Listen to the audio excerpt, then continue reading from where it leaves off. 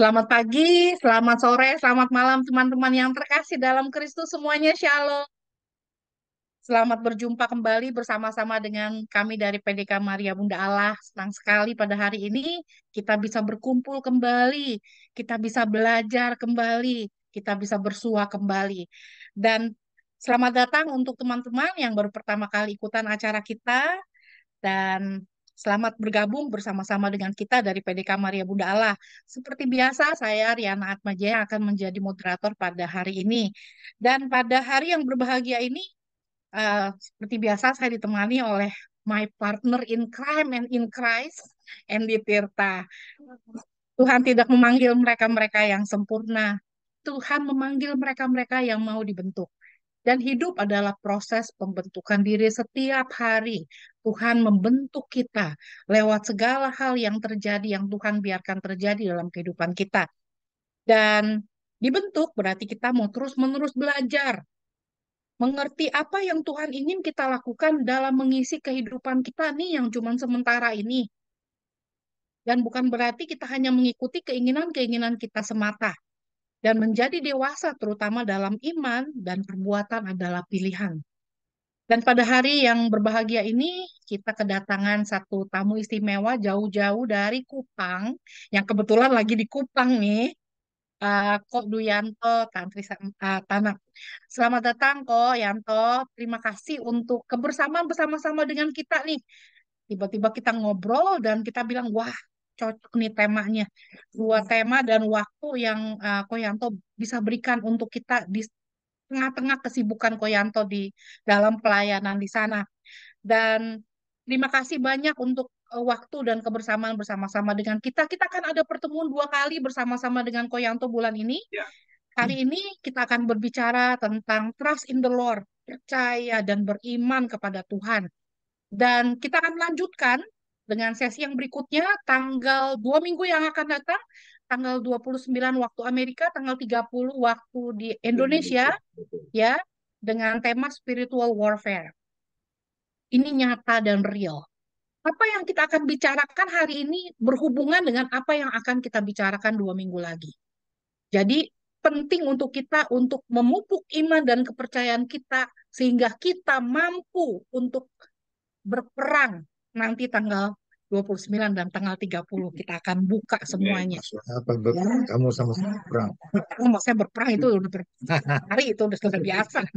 Ya, baik. Sebelum kita mulai acara kita pada hari ini, mari kita bersama-sama kita tundukkan kepala, kita mohon kehadiran Roh Kudus di tengah-tengah kita. Biarlah Roh Kudus yang terus pimpin dan bimbing acara kita sepanjang 60-90 menit ke depan. Dalam nama Bapa dan Putra dan Roh Kudus. Amin. Bapak yang Maha Kasih, selamat pagi, selamat sore, selamat malam Bapak. Terima kasih Bapak untuk kesempatan. Kami boleh berkumpul kembali pada hari ini Bapak untuk bersama-sama belajar bersama. Itu kerinduan hati kami yang paling dalam Bapak untuk lebih mengenal Engkau dan mengenal rencanamu dalam kehidupan kami. Bapak yang Maha Kasih, perjalanan hidup tidak mudah. Banyak kerikil-kerikil dan banyak naik turun. Dan Bapak kami percaya di tengah-tengah pergolakan kehidupan kami, di situ Engkau ada. Dalam setiap suka dan duka kehidupan ini, Tuhan, Engkau selalu ada dan nyata. Terkadang kami yang gak sadar, Tuhan, kalau Engkau ada dan berada dekat dengan kami, dan kami merasa Engkau sepertinya jauh sekali, atau Engkau sedang tertidur. Dan Bapa kami mohon berkat-Mu, Bapa, pada hari ini, tambahkan iman kami. Kuatkan kami, Bapa, agar kami boleh terus menyadari Bapa kalau kami tidak pernah sendirian, tapi Engkau selalu ada dan mendampingi kami. Bapa yang Maha Kasih, kami mohon urapan Roh Kudus-Mu Bapa untuk acara kami bersama-sama pada hari ini Bapa. Urapi kami semua satu demi satu yang ada di tempat ini dengan kuat kuasa Roh Kudus-Mu. Terutama urapi Koyanto yang akan menjadi narasumber kami pada hari ini Bapa. Biarlah Roh Kudus boleh hadir, boleh datang dan boleh memenuhi hati kami. Urapi lidah, pikiran, hati, dan Segala sesuatu yang Koyanto akan sharingkan pada hari ini, Bapa, beracaralah lewat Koyanto. Dan biarlah kami boleh membuka hati kami, agar hati kami boleh menjadi lahan-lahan yang subur, Bapa, agar firman-Mu, agar benih-benih kasih-Mu boleh tumbuh dan berkembang dan melekat dalam hidup kami. Dan Bapa yang makasih, kami persembahkan acara kami pada hari ini ke dalam tangan kasih-Mu, Bapa, dengan perantaraan Yesus Kristus, Putramu yang tunggal, Tuhan dan penyelamat kami. Roh Kudus, pimpin kami selalu. Amin. Kemuliaan kepada Bapa dan Putra dan Roh Kudus, seperti pada permulaan, sekarang selalu, dan sepanjang segala abad. Dalam nama Bapa dan Putra dan Roh Kudus. Amin. Kudus. Amin. Terima kasih sudah berdoa bersama-sama dengan kami. Dan pada hari ini kita mengambil tema Trust in the Lord. Hidup pasti penuh perjuangan. Apalagi hari-hari ini nih, berat banget rasanya. Ya, resesi udah mulai terjadi di mana-mana. Nggak di Indonesia, di Amerika, di belahan negara manapun. Resesi sudah mulai berasa banget gitu ya. Dan terutama yang buat kita nih yang tinggal di Amerika nih, gitu ya. Buat yang kita tinggal di Amerika, kita berasa banget kalau negara ini semakin menjauh dari Tuhan. Semakin berasa berat karena kenapa? Kita udah menaruh Tuhan di tempat luar, nggak tahu di mana. Tuh ya, negara ini udah benar-benar drifting away from the Lord. Dari Indonesia mungkin banyak banyak kesulitan ekonomi ya karena uh, banyak tingkat pengangguran. Saya dengar uh, tinggi sekali tingkat pengangguran, kerjaan juga susah, ekonomi juga sulit, di mana-mana sama. Dan ditambah lagi dengan global warming, hurricane di mana-mana, bencana alam di mana-mana. Jadi kita yang percaya aja mulai bertanya-tanya, aduh Tuhan berat kok ya, itu ya, betul. Harga beras udah mahal, harga apapun naik. Ya ampun, dulu di Amerika nih, nggak bilang jauh-jauh banget sih, tahun lalu deh. Kita tuh dengan uang $50, kita belanja tuh belanjaan tuh masih dapat banyak banget tuh ya. Sekarang $50, ya ampun, cuman beberapa barang doang. Kita biasanya makan di restoran itu biasanya Amerika tuh termasuk murah loh dibandingin Indonesia loh makanan loh kok. Ini amazing banget nih. Jadi di Amerika tuh kita kalau makan biasanya ya di ya di Amerika tuh biasanya kalau kita makan siang itu biasanya $10 udah banyak gitu loh ya. Jadi cukuplah komplit lah. Jadi kita makan berdua aja paling paling paling banyak mungkin sekitar $20-30. Sekarang itu bisa $50-$75. Makan berdua tuh ya. Jadi kalau kita udah makan bertiga efektif $100 lebih. Jadi tuh sementara waktu gaji dengan gaji yang sama tapi pengeluaran lebih banyak aja. Nah, dengan keadaan kondisi seperti begini, pasti kita bertanya-tanya kan, Tuhan, kondisi susah, berat. Tuhan ada di mana? Tuh ya. Kadang-kadang kita suka bertanya seperti itu. Atau jangan-jangan Tuhan lagi tidur nih. Tuh ya. Gimana cara kita untuk lebih memperkuat iman kita kok pada zaman-zaman sulit seperti ini? Mari kita akan masuk ke topik kita, Trust in the Lord. Silakan kok. Baik. Terima kasih Ibu Riana, Pak Endi, dan teman-teman sekalian yang pada pagi ini kami di Indonesia ini jam 8 lewat ya pagi ini. Luar biasa. Saya gembira sekali hari ini ketemu lagi dengan teman-teman ya. Lewat Zoom ini. Ini saya begitu tadi baru prolog kita berbincang-bincang, saya merasa itu fire dari Amerika itu sudah sampai di Kupang itu. Jadi artinya Tuhan lihat ya. Saya tidak tahu siapa yang kita gabung sekarang ya. Tapi saya terlalu percaya itu Tuhan itu punya satu link ya di antara kita. Orang-orang yang dia tahu punya hati yang sama. Punya hati yang sama. Kita ini bukan suster, kita ini bukan romo, pastor, tapi kita ini hanya orang-orang biasa yang mau belajar untuk mengandalkan Tuhan dan percaya bahwa Tuhan itu masih ada. Dan dia bekerja sampai hari ini. Jadi karena itu, kalau biasanya di Zoom ini saya lihat di banyak acara itu para romo yang bicara, hari ini saya sama seperti teman-teman Ibu Riana, Pak Endi ya, kita belajar dari apa yang terjadi dalam hidup kita. Jadi kita tidak punya teori-teori yang bagus ya, filosofi-filosofi yang bagus atau apa, tapi kita hanya belajar untuk membagikan sharing. Pada waktu kita menjalankan hidup seperti yang Tuhan mau, apa yang terjadi? Tadi Ibu Riana sudah katakan bahwa kita sedang hidup di sebuah dunia yang sangat berbahaya sekali. Firman Tuhan berkata dunia ini makin tua. Orang saja makin tua itu tidak mungkin makin sehat. Tidak mungkin. Tadi kita tiba-tiba berkata, Pak Endi sudah 61 tahun, saya sudah 55 tahun. Ada orang bilang saya begini, Pak Yanto ini kelihatan seperti 30-an tahun, 40-an tahun. Saya berkata, tua tetap tua. Kalau bangun pagi, pinggang mulai sakit, begitu ya. Kalau kerja berat, mulai cepat capek, tidak bisa disangkal. Itu natural, itu alami. Tetapi kita berkata seperti firman Tuhan, walaupun dari hari ke hari tubuh jasmani kita ini makin lemah dalam tanda kutip karena makin tua, tapi roh kita makin lama makin kuat, itu yang paling penting. Sampai satu hari kelak kita akan berhadapan muka dengan Tuhan di dalam kerajaannya yang mulia.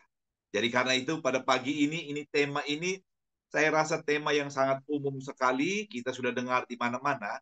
Tapi saya mencoba untuk melihat dari sisi yang agak berbeda. Supaya mudah-mudahan apa yang kita belajar sama-sama pada pagi ini memberikan kita sebuah perspektif atau cara pandang tambahan tentang bagaimana kita mengelola percaya kita kepada Tuhan. Percaya kita kepada Tuhan. Saya percaya di dalam hidup Bapak Ibu, teman-teman sekalian yang ada dimanapun ya, kalau kita bicara tentang percaya Tuhan ini dalam keadaan baik, aman, ya, ekonomi baik, kesehatan baik, keluarga baik, itu gampang sekali, gampang sekali. Itu tanpa iman pun bisa itu, bahwa Tuhan itu baik. Tanpa iman pun bisa. Tuhan itu bekerja, Tuhan itu ada, Dia peduli, sebab semua baik-baik saja. Semua baik-baik saja.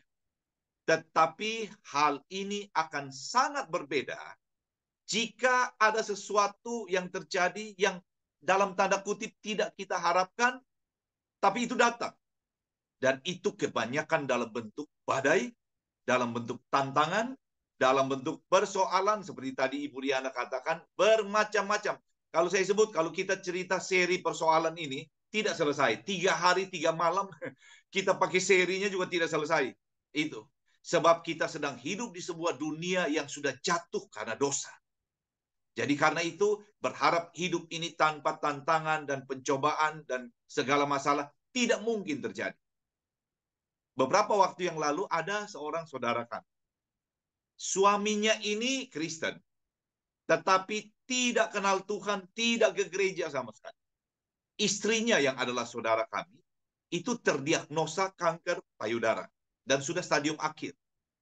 Saya mendengar dari teman-teman, dari saudara saya ini yang tidak ke gereja ini, dia berkata begini, kalau ini kali istri saya ini, Tuhan dengar doa saya dan menyembuhkan istri saya akan ke gereja. Itu katanya.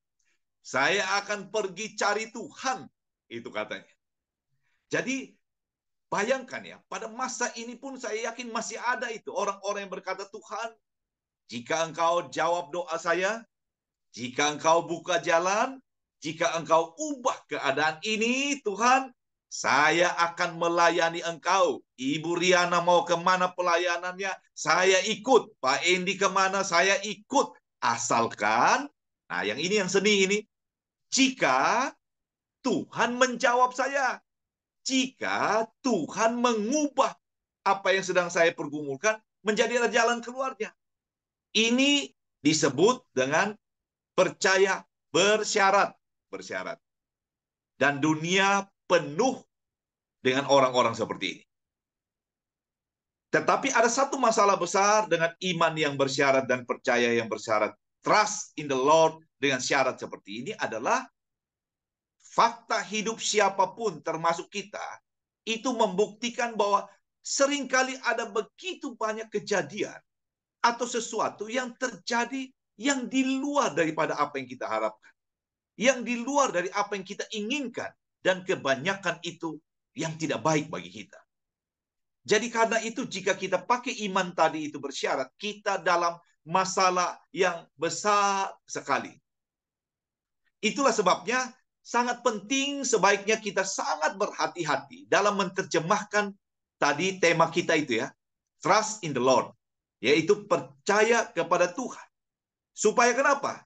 Supaya jangan sampai dalam urusan percaya kepada Tuhan ini bisa membuat seseorang menjadi begitu kecewa dan kemudian meninggalkan Tuhan.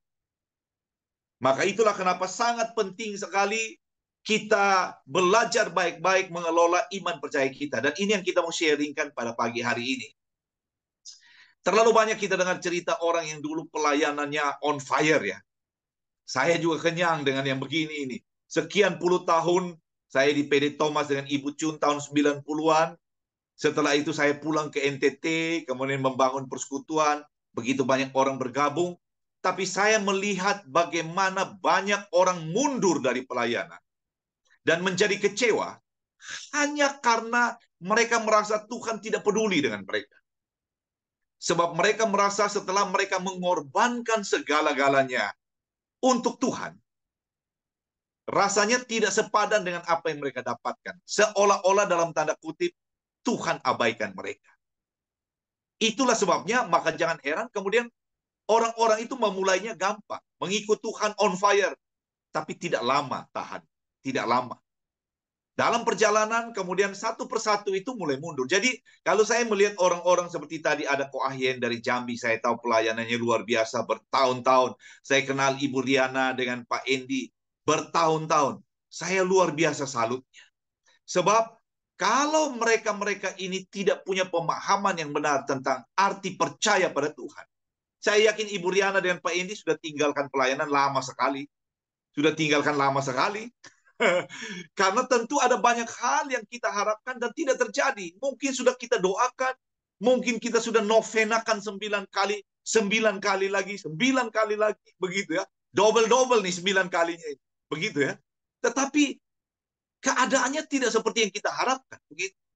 Maka itulah sebabnya firman Tuhan sebenarnya sudah sangat jelas mengingatkan kita. Amsal 3 ayat 5 dia katakan, percayalah kepada Tuhan dengan segenap hatimu dan janganlah bersandar pada pengertianmu sendiri. Jadi firman Tuhan sudah mengingatkan kita bahwa jangan pernah bersandar kepada pengertianmu sendiri.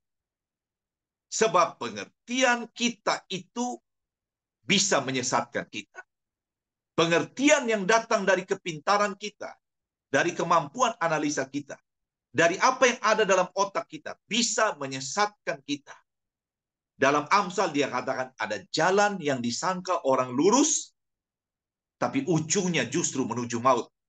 Itu karena mengandalkan pikiran ini. Dan pengalaman kita, saya yakin ini teman-teman tahu ini.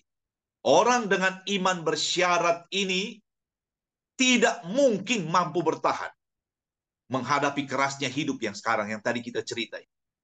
Dengan segala tantangan, dengan segala pergumulan, dengan segala ketidakpastian.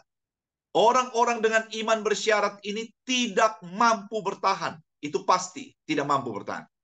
Bahkan jika badai datang bisa tercabut sampai ke akar-akarnya.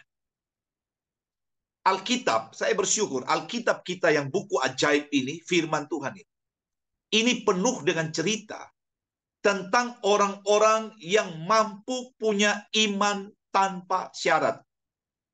Itu penuh ceritanya.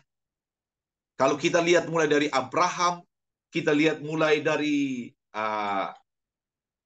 Abraham, kemudian ada Daud, kemudian ada Yusuf, dan yang paling terkenal itu tentang iman tanpa syarat, bagaimana Sadrak, Mesak, Abednego, itu kita hafal cerita itu. Itu kita hafal cerita itu. Bahkan puncaknya tentang bagaimana percaya penuh pada rencana Allah itu tentang Yesus Kristus Tuhan kita. Itu tidak ada yang lebih dahsyat dari itu. Bagaimana dia mau mati di salib bagi Anda dan saya, itu tidak ada yang bisa lebih dari itu. Tapi ini semua, ini mau katakan bahwa iman tanpa syarat itu ada dan bisa dilakukan. Jadi bukan ini sesuatu dongeng atau ini sesuatu yang tidak bisa dilakukan. Ini ada, dan orang-orang pendekar-pendekar iman yang tadi kita sebut namanya, itu sudah buktikan bahwa iman itu bisa menjadi andalan mereka. Dan kita tahu apa yang Tuhan lakukan dalam hidup mereka karena mereka berpegang pada iman yang model begini. Iman tanpa syarat. Dan iman yang model begini ini yang kita mau belajar pagi ini. Semoga kita akan mendapat hikmat dari Tuhan. Karena setiap kita sedang menghadapi sesuatu. Saya percaya Tuhan akan bicara buat setiap kita yang pagi ini mendengarkan sharing kita pagi ini. Beberapa waktu yang lalu kami ada acara konvensi karismatik di satu tempat. Saya bertemu dengan seorang pembicara yang saya sudah kenal dia lama, tapi jarang bertemu karena dia ada di tempat yang lain. Kemudian dia cerita pada saya, ceritanya. Dan saya tahu orang ini cintanya pada Tuhan luar biasa. Dan saya masukkan kategori dia adalah orang-orang yang percaya pada Tuhan tanpa syarat. Tapi dia cerita satu kejadian yang bagi saya itu seperti saya diberkati sekali. Makanya saya mau cerita pada pagi. Orang ini tinggal di sebuah kota, kemudian dia punya profesi kontraktor, dia juga konsultan, arsitek, anaknya dia mampu sekolahkan ke luar negeri. Dia berkata, saya Katolik ini baru setelah dewasa saya menjadi Katolik. Jadi bukan dari kecil saya Katolik. Setelah dewasa saya Katolik. Dan dia berkata begini, sejak saya kenal Tuhan lewat agama Katolik, saya merasa betapa besar kasih Tuhan kepada saya. Dia berkata, apa saja yang saya mau, Tuhan kabulkan. Dan saya melayani Tuhan sungguh-sungguh. Itu. Jadi dia berkata, saya menikmati bertahun-tahun hidup dalam penyertaan kasih Tuhan. Tuhan mencukupi semua. Anak saya sekolah ke luar negeri dicukupkan, kebutuhan kami dan lain-lain. Jadi dia merasa bahwa memang sepadan antara apa yang dia lakukan buat Tuhan dengan apa yang Tuhan lakukan buat dia. Sampai dia berkata, kira-kira tahun lalu ada sesuatu terjadi. Tiba-tiba proyek-proyek dia yang biasanya lancar itu mulai macet satu persatu. Mulai macet satu persatu. Dia berkata, ini mungkin hal biasa, nanti pulih lagi. Tapi ternyata macetnya proyek ini terjadi dalam waktu lama, dimulai dari pandemi itu. Bahkan setelah pandemi pun itu kelihatan belum ada titik jalan keluarnya. Dan dia berkata begini, puncaknya adalah bagaimana dia sampai sudah tidak mampu lagi kirim uang buat anaknya yang sekolah di Australia. Dan puncaknya dia mulai merasa mencukupi kebutuhan harian saja, itu sudah menjadi begitu sulit. Dan dia tiba-tiba merasa seperti, dia berkata begini, saya belum pernah rasa seperti Tuhan meninggalkan saya. Dia berkata begitu. Padahal saya pelayanannya stabil, saya pelayanannya tetap on fire. Tapi saya merasa dalam beberapa waktu itu seperti Tuhan tidak ada di dekat saya. Itu. Jadi dia bilang dia merasa sedih sekali. Dan satu saat tiba-tiba anaknya sudah berkata, kalau papa tidak mampu biayai saya pulang kembali ke Indonesia. Dia menangis sekali karena seumur hidup belum pernah anaknya bicara begitu pada dia. Dia berkata begini, Koyanto, saya tidak tahan lagi ya. Saya ini manusia biasa. Saya ambil waktu ke pantai karena kebetulan tempat tinggal dia itu dekat laut. Dia berkata begini, saya pergi jam 5 pagi, di mana orang belum ada di pantai, gelombangnya begitu besar, saya berdiri di pantai, saya menangis di pantai. Dia berkata, saya katakan, Tuhan, saya tidak meragukan Engkau ada. Saya tidak meragukan semua janji. Tapi saya hanya merasa sedih sekali, Tuhan. Karena saya belum pernah merasakan Engkau begitu jauh dari saya seperti kali ini. Saya tidak merasakan kasih yang biasa saya rasakan itu. Saya cuma sedih itu Tuhan. Saya tidak ragukan Engkau. Saya percaya Engkau ada. Saya percaya rencanamu baik buat saya. Hanya saya sedih karena perasaan ini belum pernah saya rasakan. Apalagi anak saya sudah minta pulang karena saya tidak mampu lagi untuk biaya dia. Dia berkata setengah jam dia mencurahkan seluruh isi hatinya. Di tengah geru gelombang yang begitu kuat. Karena dia bilang, saya juga malu kalau ada yang dengar saya teriak-teriak begitu tuh. Tapi dia berkata setelah setengah jam itu dia menangis di hadapan Tuhan.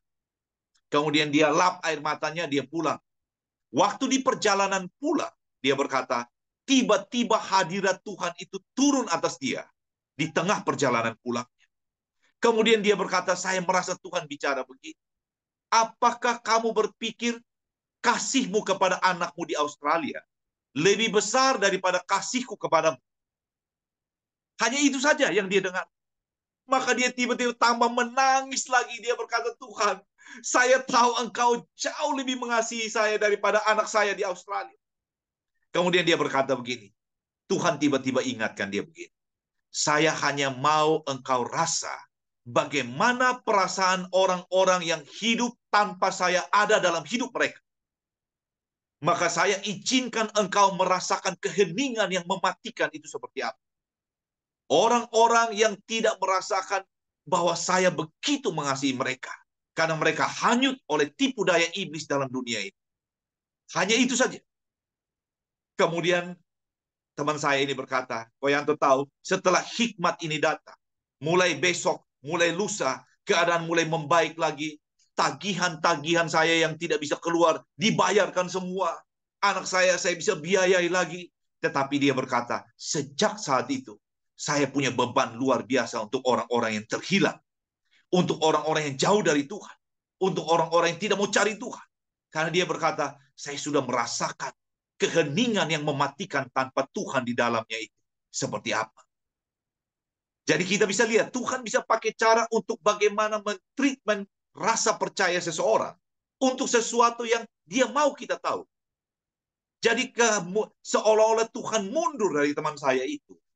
Bukan karena dosa, bukan karena dia salah apapun, tapi karena Tuhan mau menambahkan hikmat yang membuat setelah itu dia punya sesuatu beban untuk jiwa-jiwa yang terhilang. Lebih daripada sebelum.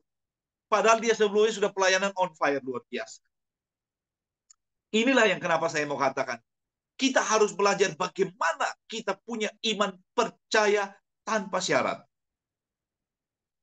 Kalau kita lihat bangunan-bangunan tinggi, dimanapun, itu ada waktu berbulan-bulan di mana bangunan itu tidak nampak ketinggiannya mulai muncul.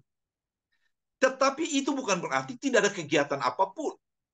Karena biasanya itu yang berbulan-bulan tidak kelihatan bangunannya naik, fondasinya sedang dipersiapkan baik-baik. Sebab seorang arsitek atau perencana dia tahu ancaman terbesar bagi gedung tinggi adalah gempa dan angin. Hanya itu dua saja. Dan dia harus pastikan desain dari saya itu harus mampu menahan angin dengan kecepatan sekian, mampu menahan gempa dengan skala Richter sekian, supaya orang yang ada di dalamnya itu selamat. Jika badai datang, jika gempa datang.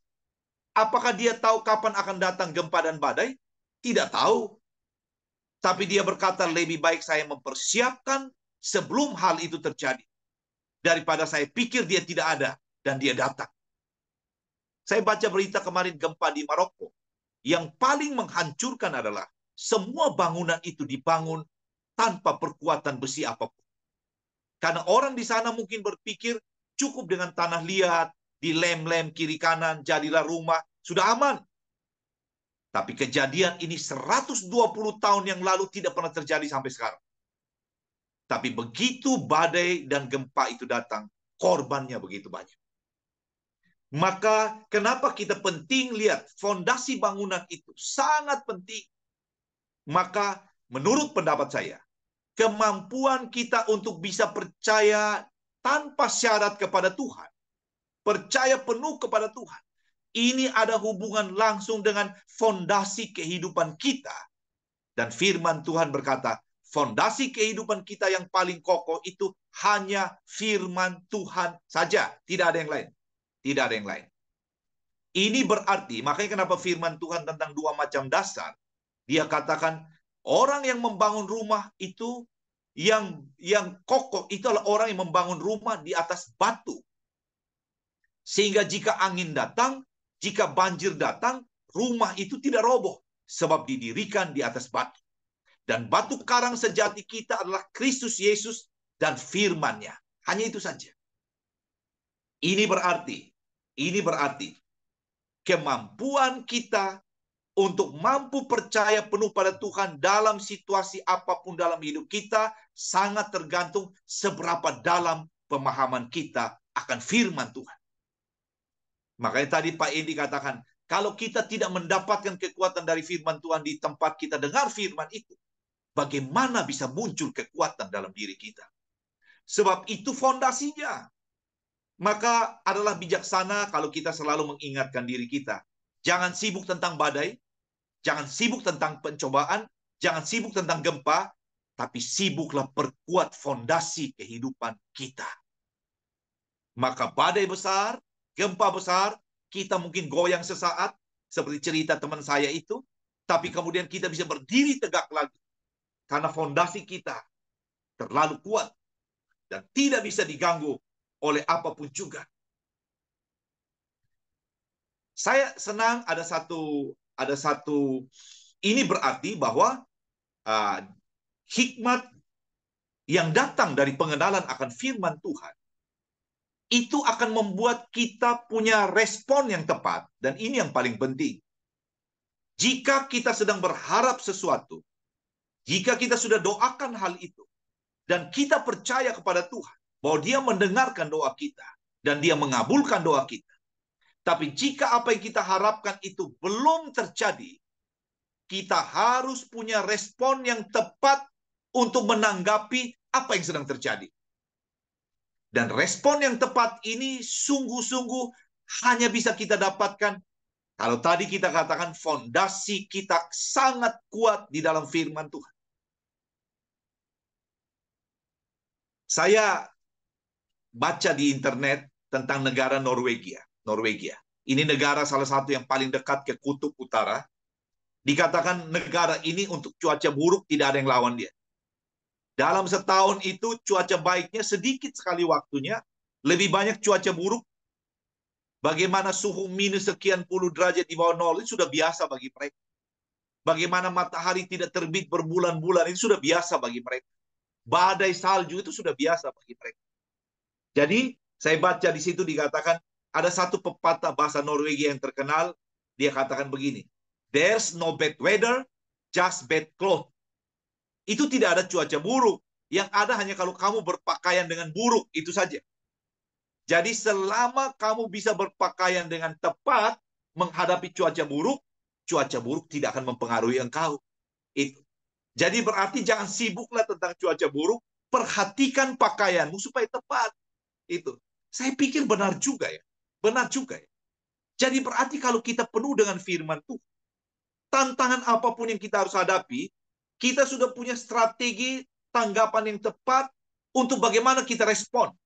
Supaya kita tidak kehilangan damai sejahtera, tidak kehilangan kepercayaan kita, tidak kehilangan kekuatan kita, dan terutama tidak kehilangan sukacita kita. Saya percaya satu hal, teman-teman. Ingat ya, tanggapan iman percaya kepada Tuhan yang keliru karena mengandalkan pengertian sendiri tanpa hikmat firman Tuhan dalam masa sulit penuh badai akan bisa menjadi pintu masuk iblis memasukkan dustanya. Ini yang kita mesti hati-hati. Ini yang kita mesti hati-hati. Sebab pada waktu kita dalam tantangan besar, iblis akan mencoba menyisipkan pengertiannya.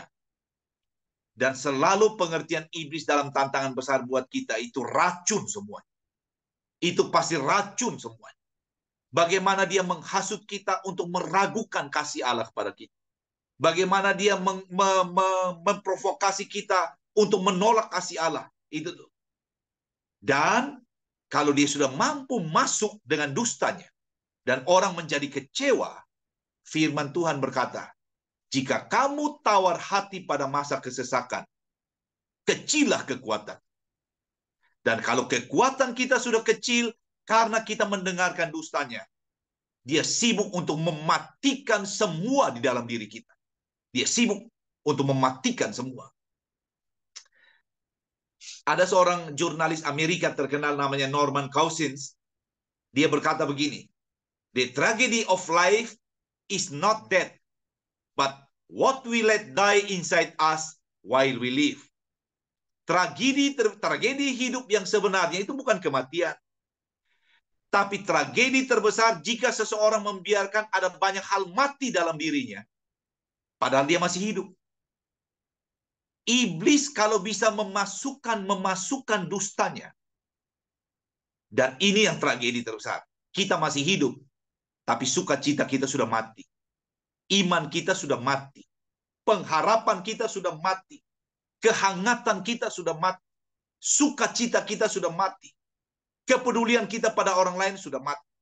Dan jika ini semua ada pada diri kita, kita sebenarnya sudah mati, walaupun kita masih hidup. Dan ini berbahaya sekali. Itulah sebabnya dari tadi kita bicara, kenapa penting dan harus sangat berhati-hati kita mengelola iman percaya kita. Kita semua harus sangat berhati-hati. Kalau kita baca firman Tuhan, ada 2 ayat yang saya akan bacakan, yang bagi saya ini bisa menjadi kekuatan bagi kita untuk menopang percaya kita, terutama di masa-masa sulit, supaya kita tidak mundur dari Tuhan. Ada 2 ayat. Ayat yang pertama, Roma 8 ayat 28. Ini kita hafal semua ini.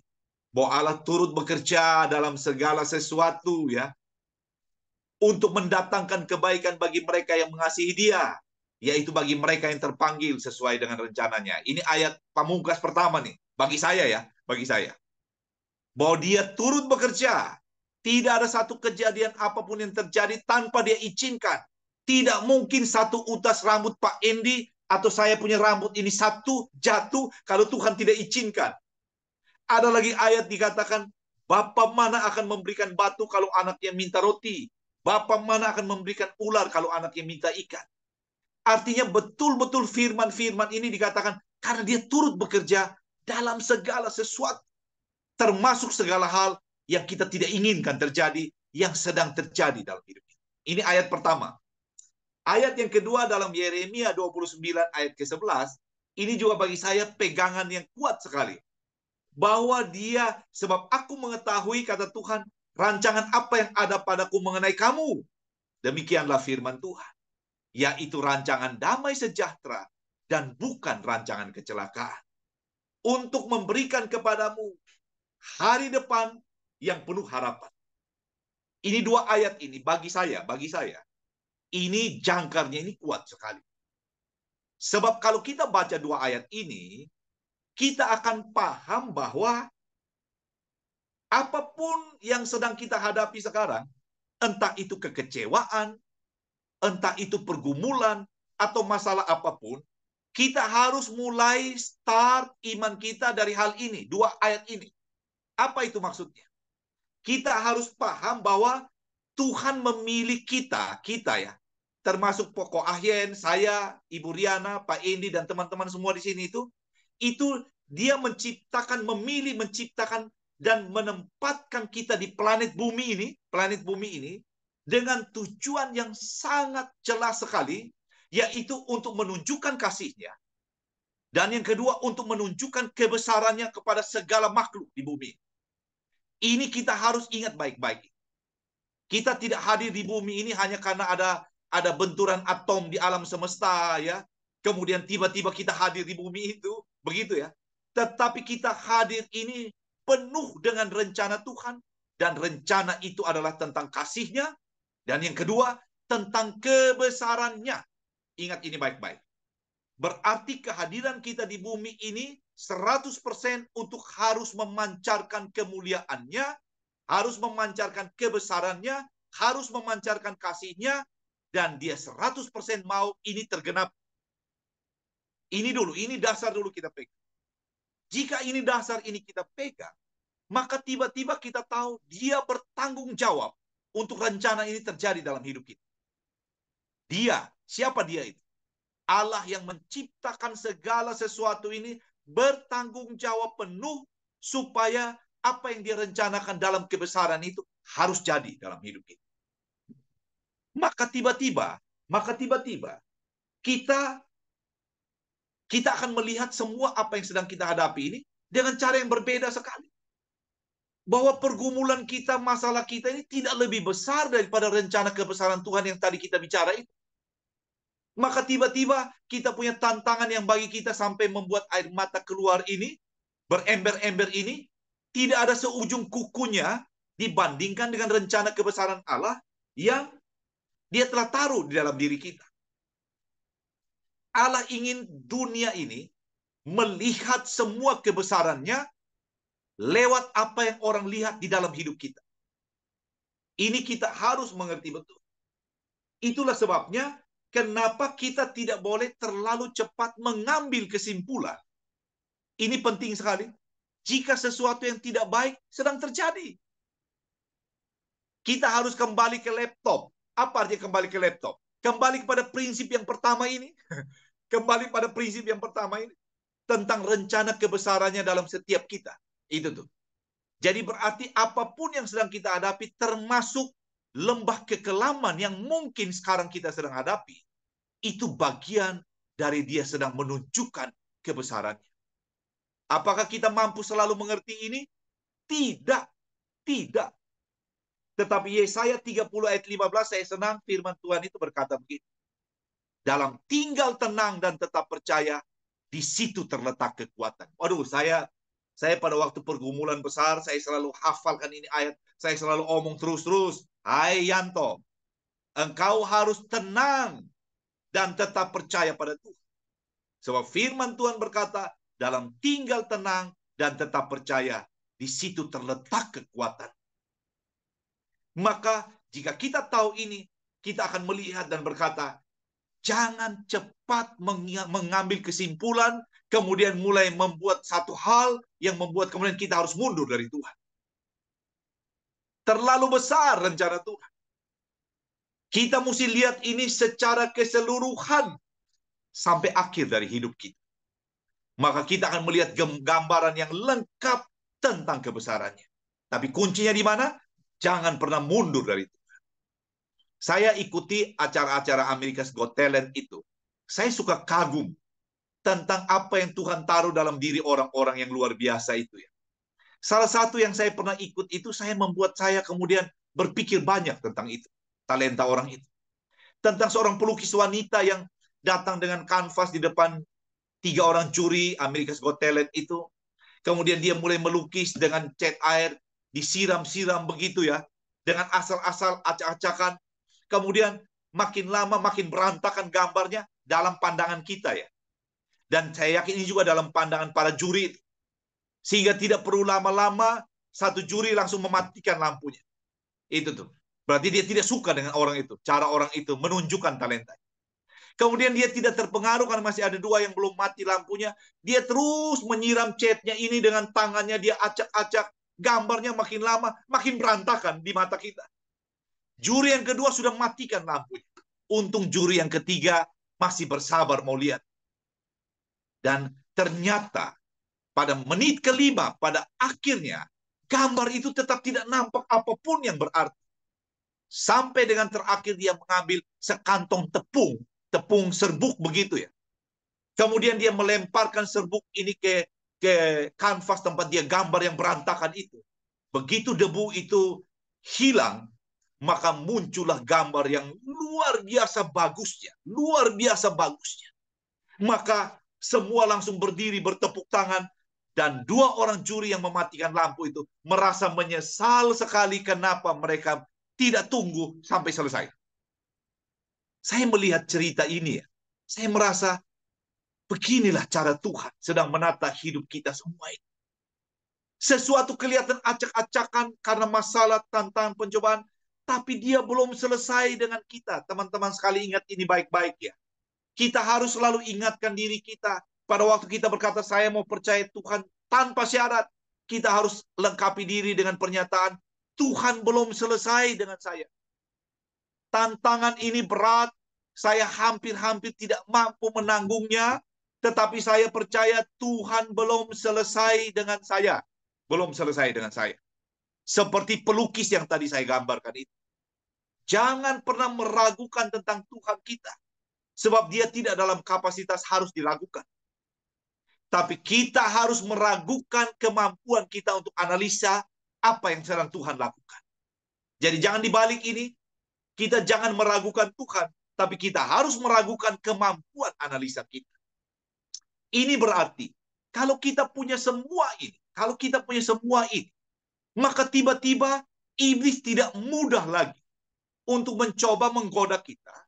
Untuk menjadi kecewa dan menjadi tidak percaya pada Tuhan. Iblis kehilangan pintu untuk itu. Dan ini yang saya katakan, kita harus berjuang untuk sisi yang ini. Begitu kuat pemahaman firman Tuhan ada dalam diri kita, begitu kuat hikmat Tuhan berikan, sehingga kita berkata, Tuhan, aku percaya ini masalah banyak sekali, seperti rombongan, tetapi saya percaya dalam rombongan besar ini, engkau akan semakin cepat menyelesaikan apa yang kau rancangkan dalam hidup saya. Itu. Jadi artinya Tuhan juga tidak mau lama-lama saya seperti ini. Tetapi saya harus punya iman dan berkata, Tuhan, saya percaya engkau menyertai saya. Itu. Saya ingat satu ayat tentang janji penyertaan Tuhan. Saya punya kebiasaan, saya ada beberapa ayat-ayat yang saya selalu simpan di kantong saya. Itu menjadi senjata kuat kalau ada sesuatu terjadi dalam hidup saya. Karena sekian tahun saya pelayanan, saya tahu sampai sekarang saya tidak mungkin bisa lepas dari segala tantangan, pencobaan, atau apa. Tuhan selalu membuat saya itu untuk selalu berjaga-jaga. Masalah dan tantangan yang saya hadapi, saya tahu itu cara Tuhan untuk membuat saya selalu berjaga-jaga, untuk selalu merasakan kehadirannya. Saya kasih contoh. Kami kalau perjalanan darat dari Kefah ke Kupang itu 200 km. 4 jam perjalanan. 4 jam. Saya kalau jalan, istri saya duduk di samping, 10 km pertama, istri saya sudah mengomel tidak kurang dari 30 kali. Baru 10 km pertama. Kalau Pak Endi dengan Ibu Riana mungkin tidaklah begitu ya. 10 km pertama sudah 30 komplainannya. Jangan terlalu cepat-cepat.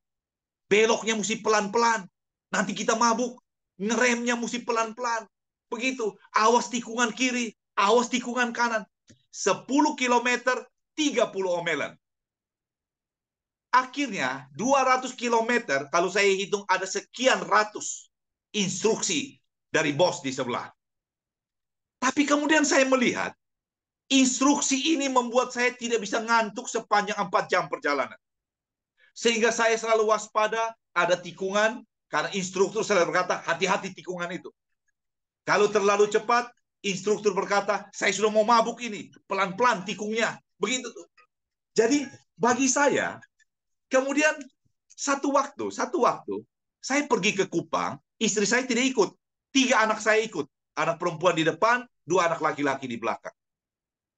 Baru 1 jam perjalanan, sudah tertidur nyenyak mereka. Sudah tertidur nyenyak. Setelah mereka tertidur, saya ternyata ikut tertidur. Itu hampir celaka kita. Hampir celaka. Hanya berapa detik saya rasa saya tertidur, mobil saya itu sudah ada di sebelah kanan, sudah dekat ke jurang yang cukup dalam, dan di depan itu ada bis datang dari depan, dan waktu saya tersadar, mobil itu sudah di samping kanan, bis sudah berhenti di depan saya, dan semua penumpang sedang memperhatikan, ini orang kenapa ini sudah menyeberang ke kanan itu. Tapi untung saya tersadar dalam berapa detik, saya ngerem begitu ya.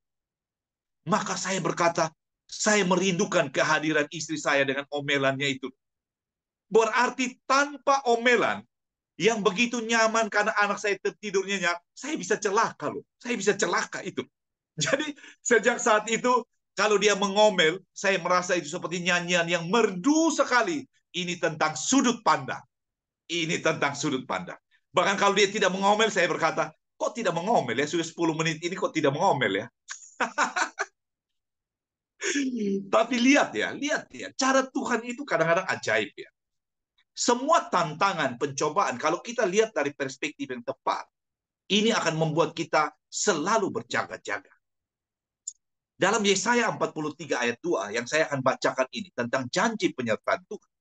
Dia katakan begini, apabila engkau menyeberang melalui air, aku akan menyertai engkau. Atau melalui sungai-sungai, engkau tidak akan dihanyutkan. Apabila engkau berjalan melalui api, engkau tidak akan dihanguskan, dan nyala api tidak akan membakar engkau. Ini janji penyertaan Tuhan. Artinya tantangan apapun yang sedang kita hadapi sekarang, dia berkata engkau tidak sendiri. Itu dia katakan banjir ada, api ada, tapi jangan lupa saya juga ada di situ. Nah ini prinsip ini yang kita harus pegang baik-baik. Karena banyak orang salah fokus, Mereka hanya lihat tentang api dan air yang begitu menakutkan, sampai melupakan bahwa Tuhan ada di antara api dan air itu. Saya baca dalam Mazmur 23, ini sebagai penutup ayat terakhir, tentang Tuhan adalah gembala yang baik. Mazmur 23 ayat yang kelima itu firman Tuhan berkata, Engkau menyediakan hidangan bagiku di hadapan lawanku, Engkau mengurapi kepalaku dengan minyak, pialaku penuh melimpah. Ini Mazmur Daud ini. Ini Daud sedang bicara tentang gembala yang baik. Dan waktu dia bicara tentang gembala yang baik itu, dia bicara tentang Tuhan menyediakan hidangan bagi dia di hadapan lawan. Saya yakin kita tidak ada seorang pun yang bisa makan enak kalau mata kita itu sedang memandang segala persoalan, tantangan, pergumulan, atau badai dalam hidup ini. Tidak ada yang bisa makan enak, menikmati enaknya steak itu, dalam keadaan masalahnya belum selesai, dalam keadaan pergumulannya belum selesai, dalam keadaan tantangan hidupnya masih ada di depannya. Tidak mungkin. Tapi firman ini aneh sekali. Daud berkata, dia alami Tuhan menyediakan hidangan baginya justru di hadapan lawan. Apa maknanya? Di dalam hidup ini, ada banyak orang terlalu fokus kepada lawan sampai melupakan hidangan terbaik yang Tuhan sudah siapkan di meja di hadapan. Tuhan ada di meja itu, Tuhan sudah menyiapkan semua yang baik, tapi matanya terlalu sibuk memperhatikan lawan di sekelilingnya, dan sampai membuat semua hidangan Tuhan itu menjadi dingin di hadapan. Dan dia tidak menikmati satu. Ini kemalangan yang luar biasa. Apa yang Tuhan mau ajarkan buat kita, teman-teman? Tuhan mau katakan begini, saya tahu pergumulanmu, saya tahu masalahmu, saya tahu tantangan hidupmu, saya tahu semua persoalanmu, tetapi tugasmu adalah menikmati makanan yang saya siapkan. Urusan lawanmu itu serahkan pada saya. Saya ini ahlinya. Janganlah engkau sibuk urus yang menjadi bagian saya, tapi sibuklah menikmati kasihku kepadamu. Urusan lawanmu, saya yang akan selesaikan. Saya percaya ini firman akan sangat memberkati kita. Terlalu banyak hal baik Tuhan sedang siapkan bagi kita, tapi kita melupakan itu semua hanya untuk fokus pada semua masalah yang belum selesai. Iman tanpa syarat akan berkata, Tuhan, saya mau sibuk menikmati makanan yang enak-enak ini, Tuhan. Sebab engkau berkata engkau akan menyelesaikan itu, urusan lawan saya. Maka iblis tidak mampu membelokkan pandangan saya dan melupakan semua kebaikan yang Tuhan sudah siapkan buat saya. Biarlah pada hari ini kita diingatkan oleh Tuhan. Seumur hidup, tantangan, masalah akan selalu ada. Tapi jika kita punya kekuatan karena pemahaman akan firman Tuhan, hikmat akan diberikan pada kita. Apa yang harus kita lakukan pada waktu tantangan itu datang dalam hidup kita. Dan kita tetap tidak kehilangan misi utama kehadiran kita di muka bumi ini. Yaitu untuk memancarkan kebesaran Tuhan, untuk menunjukkan kasih-Nya, dan untuk mempermuliakan namanya. Dan ingat baik-baik, jangan analisa terlalu cepat apa yang sedang terjadi. Ingat kisah tentang lukisan itu. Yang terbaik dari Tuhan masih ada di depan kita. Yang sedang terjadi pada kita, ini bagian dari kebesarannya yang akan digenapi dalam hidup kita. Jika ini terjadi, iblis tidak menemukan pintu untuk masuk dan memasukkan dustanya atas kita. Jika ini terjadi, kita akan menerima tanggung jawab besar dari Tuhan, sebab Dia menemukan kita bisa dipercaya dalam hidup ini. Ingat baik teman-teman, jika kita mampu hadapi semua dengan tingkat percaya model ini, orang akan melihat kita sebagai orang yang fire-nya tidak bisa mati. Itu fire-nya itu anti mati.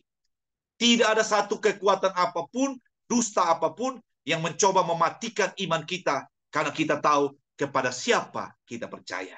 Terima kasih, Tuhan memberkati kita. Amin. Selamat pagi. Amin. Wah, fire luar biasa. Fire luar biasa. Iya.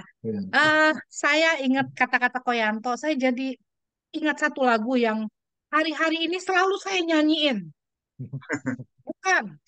Kau bukan Tuhan yang melihat rupa. Kau bukan Tuhan yang memandang harta.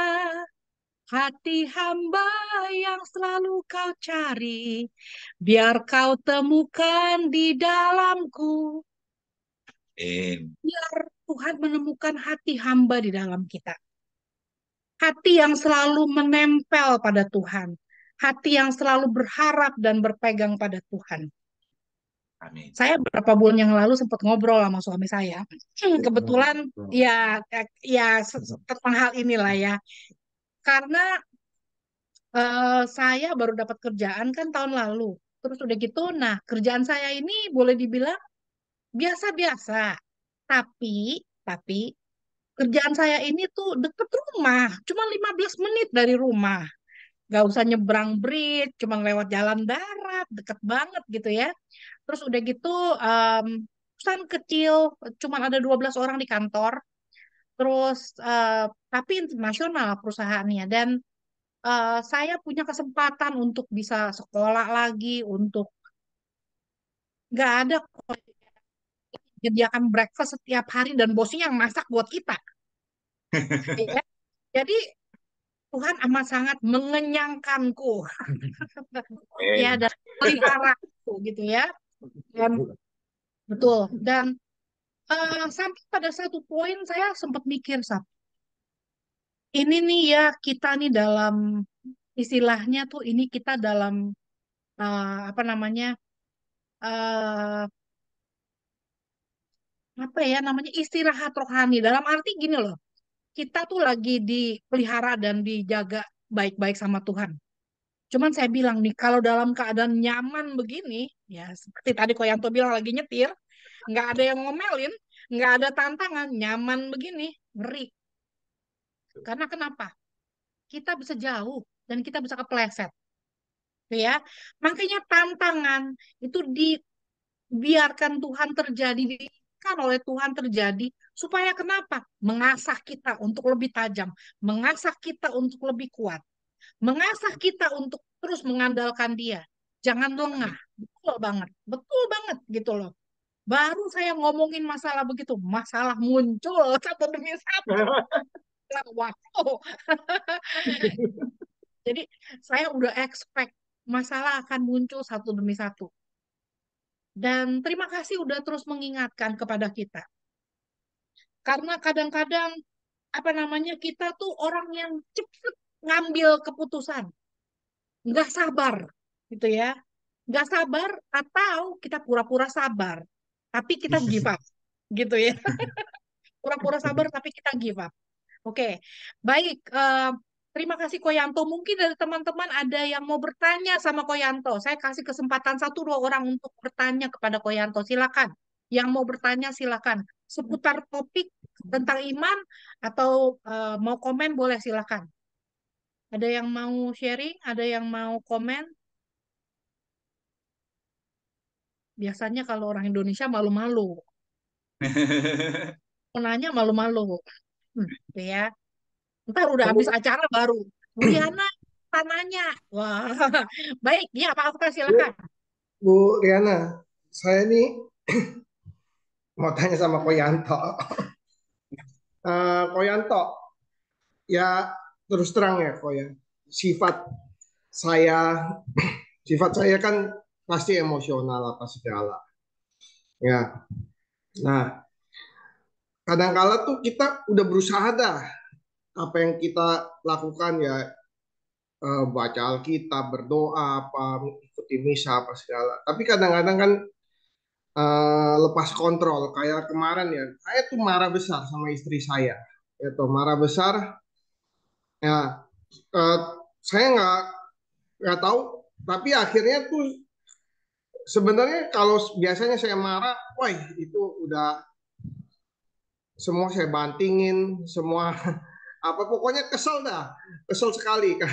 Nah kemarin nggak tahu gimana ya, kemarin juga kebetulan saya eh, seminggu ini saya kebetulan berpuasa ya. Nah, mungkin karena fisik saya juga lemah atau ada kekuatan lain ya yang saya akhirnya saya lebih lebih banyak diam gitu loh. Lebih banyak diam, udah ngomel, biasanya ngomel tuh masih saya nggak masih kuat ngomel 12 jam tuh masih tuh Koyanto. Tapi akhirnya kemarin saya diam aja. Diam. Nah, tapi diam aja kan saya juga merasa ini kurang baik ini. Ini udah sampai maghrib nih. Kalau di Jawa kan masih masih sudah sampai maghrib. Nah, saya mesti berdamai. Walaupun dalam hati saya ini mangkel benar nih. Wih, nggak enak banget. Nah, mungkin kan kalau Koyanto sama yang Bapak Ibu ya mungkin bisa secara iman, secara ini lebih dewasa dibandingkan saya ya. Saya sih berusaha lebih baik gitu loh, Koyanto. Tapi kadang-kadang kan ada yang seperti ini ya yang tidak sesuai dengan kemauan kita apa segala. Gimana cara menghandlenya ya apalagi terlebih sifat-sifat lama ini kan kadang-kadang tidak mudah untuk apa membalik telapak tangan apalagi sifat saya meledak-ledak kan biasa ya Baik. ya mohon jawab Koyanto. Makasih. Baik. Ibu Riana, saya langsung kepada Ya, silakan kok. Langsung aja. tadi Okta kan namanya? Oh iya kok. Ya, Pak Okta. Pak Okta, baik. Pak Okta, terima kasih ya. Jadi ini Pak Okta cerita ini ya.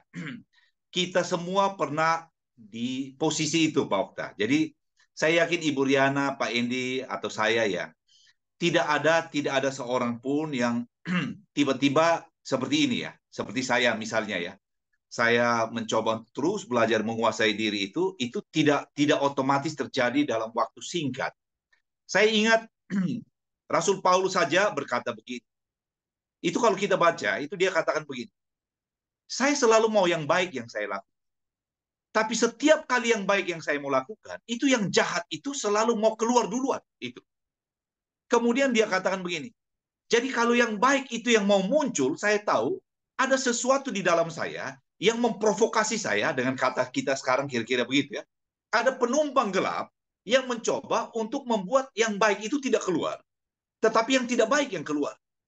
Nah, ini kita katakan bahwa sebenarnya ini pengertian Paulus itu dia mau katakan bahwa setiap kita lahir dosa asal itu sudah ada. Dan dosa asal ini adalah tempat di mana kegelapan itu nebeng menjadi penumpang gelap untuk mengeluarkan semua yang menjadi manifestasi dirinya. Dan gelap ini kita tahu apa itu. Emosi yang tidak terkendali, kemarahan, kemudian hawa nafsu, ada orang tidak bisa kuasai hawa nafsu seksualnya, dan lain-lain. Ini bunga daripada penumpang gelap yang ada. Makanya kenapa waktu percakapan Yesus dengan Nikodemus, Nikodemus ini bukan orang sembarangan, ini pemuka agama Yahudi. Yesus katakan kalau kamu tidak lahir baru, kamu tidak dilahirkan kembali, kamu tidak bisa melihat kerajaan Allah. Artinya Yesus mau katakan begini, itu penumpang gelap itu kamu mesti atasi. Kalau penumpang gelap kamu tidak atasi, itu penumpang gelap yang akan menghandle kamu seluruhnya, seumur hidup. Sehingga akhirnya, bukan yang apa yang kamu mau yang keluar, tapi apa yang kamu nanti menyesal, itu yang muncul. Karena dia masih ada di sana. Nah, penumpang gelap ini kita sebut dengan dosa asal. Waktu orang lahir baru, itu artinya dia sadar bahwa ini harus disingkirkan nih penumpang gelap ini. Tapi penumpang gelap tidak bisa dengan kekuatan kita. Tidak bisa.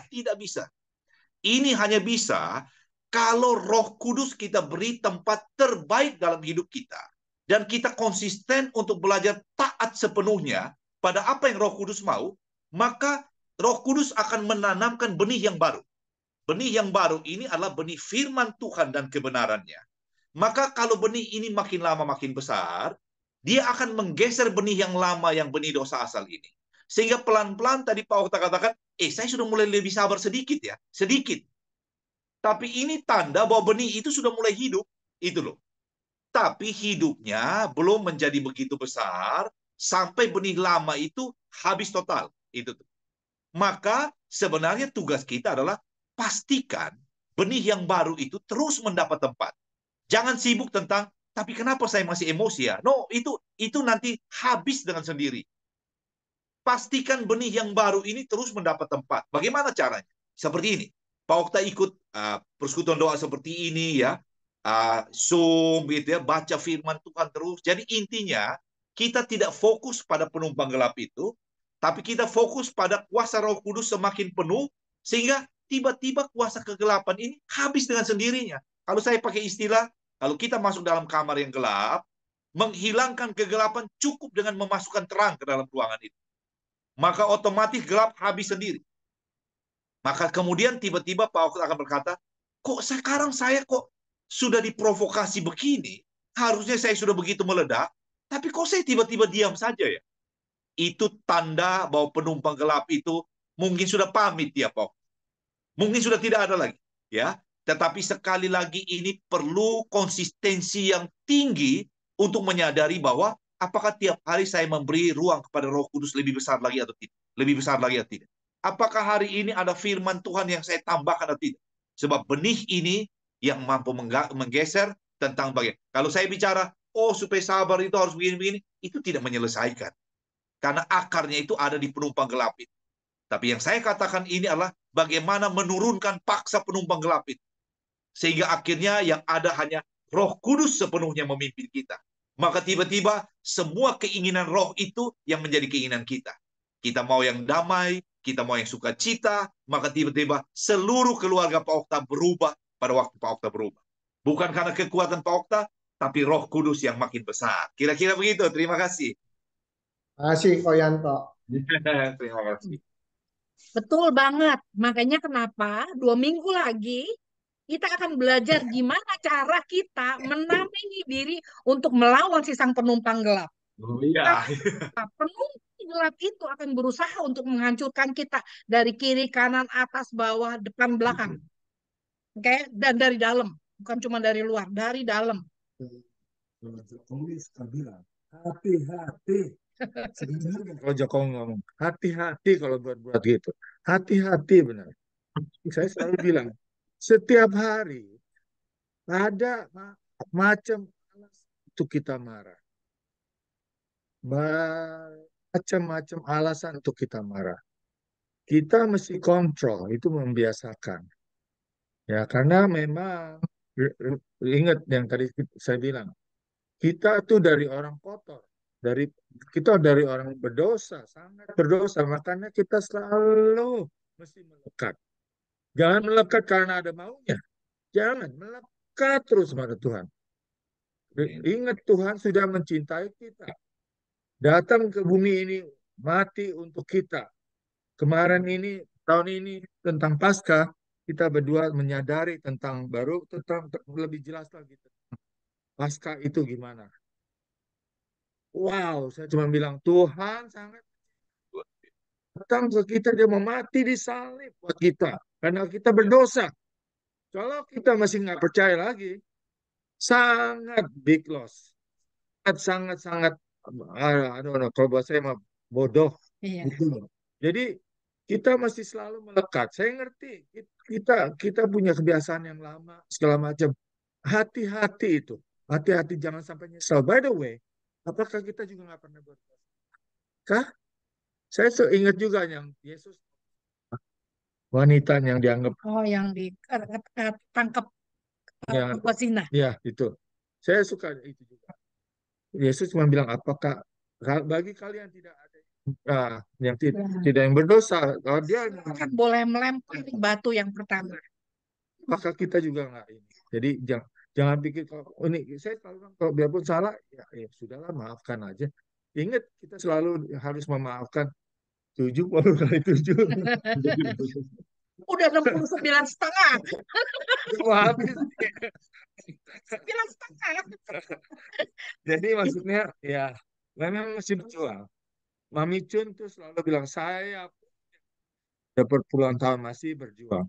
Kita semua masih berjuang, masih selama di bumi ini masih berjuang, ya kan? Ya, tetapi bagusnya Pak Okta kenapa? Pak Okta masih punya kerinduan untuk mau belajar dan menyadari kalau kita salah. Iya. Ya, banyak orang yang udah nggak mau ikut apa-apa dan udah gitu nggak sadar-sadar pula. Nah, itu yang repot. Kemarin ini dia sempat menyadari di dunia ini cuma ada dua. Ya, di dunia ini cuma ada dua pilihan. Ikut Betul. Tuhan atau ikut si jahat. Si dulu itu satu. Nggak ada jalan yang lain. Hanya ikut Tuhan atau ikut si jahat. Pilihannya hanya itu aja. Karena Jadi setiap hari kita dihadapkan pada pilihan dua itu doang. ingat kalau si jahat itu mau nempel begini, kalau bisa ditarik. Roh Kudus, kitanya mesti buka dulu, baru dia baru masuk. Si jahat itu mau selalu pegang, kalau bisa dia tarik, dia betot. Sedikit lengah, dia betot udah langsung.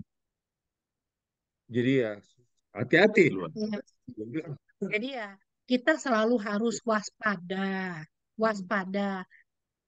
Karenanya makanya kita harus mempunyai senjata-senjata rohani, diperlengkapi secara khusus ya.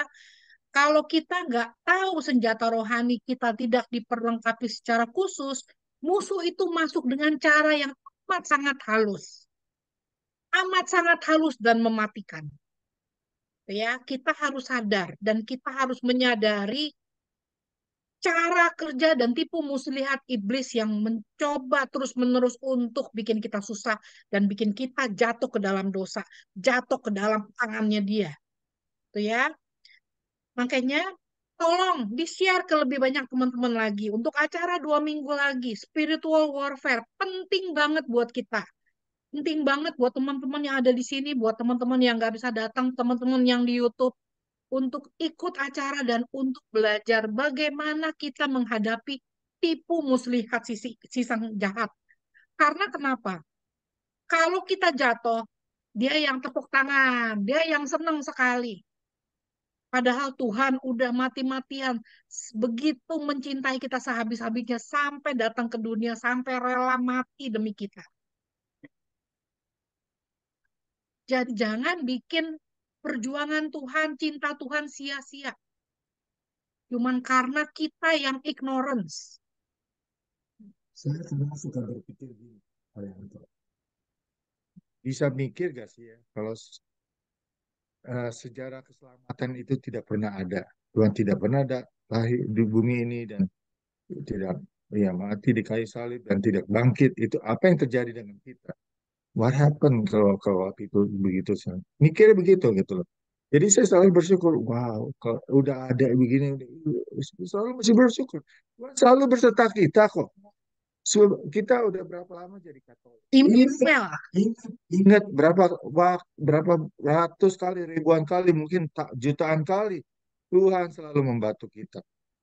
Ingat Tuhan selalu berserta kita. Kalau kita lagi susah atau gimana, selalu ingat gitu. Ya, kita seringkali menangisi apa yang kita nggak punya, tapi kita kurang mensyukuri apa yang kita punya. Itu problem dengan kita manusia. Kita selalu nangis, aduh masih kurang ini, aduh masih salah begini, aduh masih begini. Tapi kita tidak mensyukuri rahmat Tuhan yang Tuhan berikan kepada kita. Dan mari kita pakai waktu-waktu ini, ya. Thank you udah sharing, thank you udah berbagi dengan kita, thank you untuk fire-nya Koyanto yang membakar luar biasa. Always ya. Itu namanya Roh Kudus yang bekerja. Ya. Dulu pernah apa yang tentang dunia ini sekarang lagi kacau segala macam. Jadi saya selalu ingat itu kalau dengan Pak Yanto yang ngomong aja bilang kalau dunia memang kacau, tapi kita jangan kacau karena kita punya Tuhan. Kita masih mengkuatkan iman kita. Mengikuti dunia memang kacau memang. Ya kan? Keadaan memang kurang baik memang enggak bukannya mengingkar gitu ya. Tapi kita masih melekat selalu, ya kan? Itu yang saya ingat dari Pak Yanto sih. Ya, khusus kita bisa melakukan perkara besar, bahkan Amin. yang tebal. Ya, Amin. baik. Terima kasih semuanya. Terima kasih. Mungkin ada tambahan kok? Ya, jadi saya cuma mau katakan tadi Pak Endi itu memberi saya hikmat. Kita ini adalah warga negara kerajaan Allah yang dititipkan sementara di bumi ini. Ingat baik-baik, misi kita itu hanya sementara, maka janganlah jadi serupa dengan dunia ini. Jadi karena itu, tunjukkan bahwa kita adalah anak-anak Allah dengan wibawa surgawi, dan selesaikan rencana Tuhan yang penuh kebesaran itu. Maka masalah itu tidak pernah menjadi masalah lagi. Baik, terima kasih. Terima kasih, Tuhan berkati.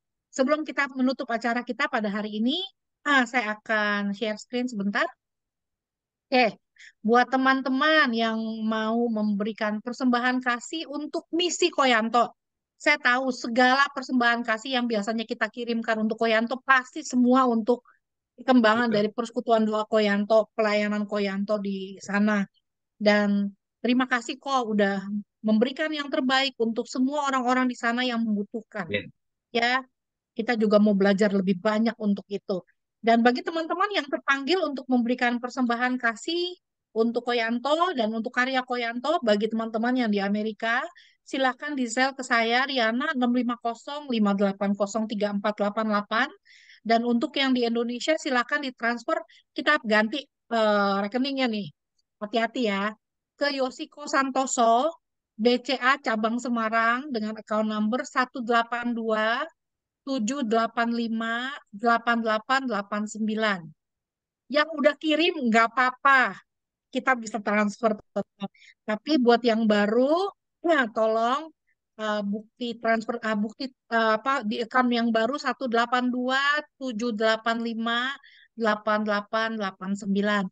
Dan tolong bukti transfernya dikirim ke saya, jadi saya tahu siapa-siapa yang sudah mengirimkan. Karena kita nebeng eh, rekening orang untuk ini.